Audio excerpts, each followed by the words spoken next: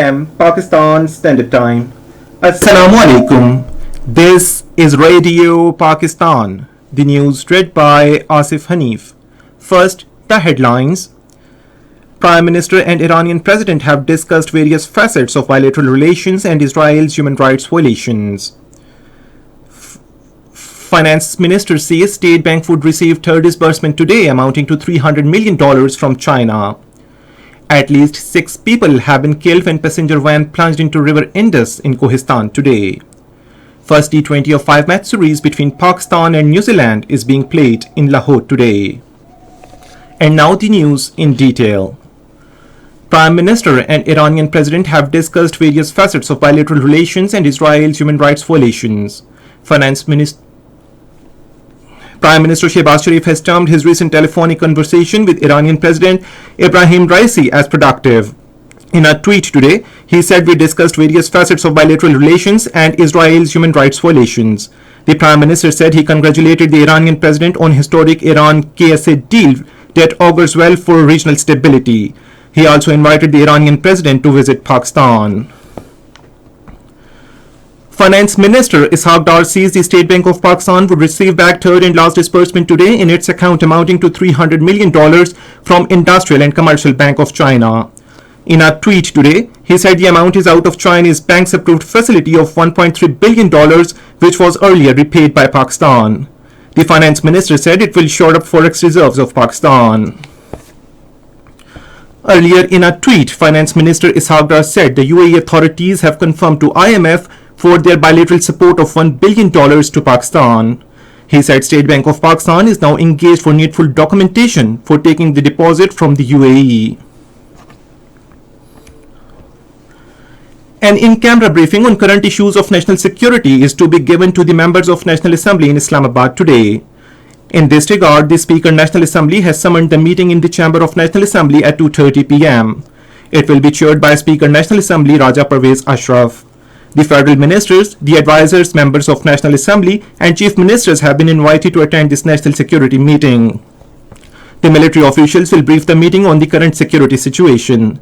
The federal secretaries, Interior, Foreign Affairs, Finance, Defense and Information and Broadcasting, as well as the 4 provincial chief secretaries and inspector generals have also been invited to attend the meeting.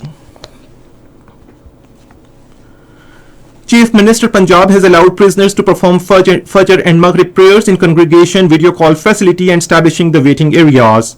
A meeting was held regarding prison reforms under the chairmanship of caretaker Chief Minister Punjab Mohsin Naqvi in Lahore today. At least 6 people died and 4 others were injured as a passenger van plunged into River Indus at Thoi, Upper Khyber, Kohistan today. Local and police have shifted the injured to a local hospital. The Provincial Disaster Management Authority Khyber Pakhtunkhwa has issued an alert about rains in different parts of the province from tomorrow till Thursday. According to a notification issued by PDMA in Peshawar, the deputy commissioners of the concerned districts have been advised to take precautionary measures to avoid any human and material losses. The rain can cause landslides in hilly areas of Khyber Pakhtunkhwa. Tourists are advised to adopt precautionary measures and remain extra cautious during the forecast period.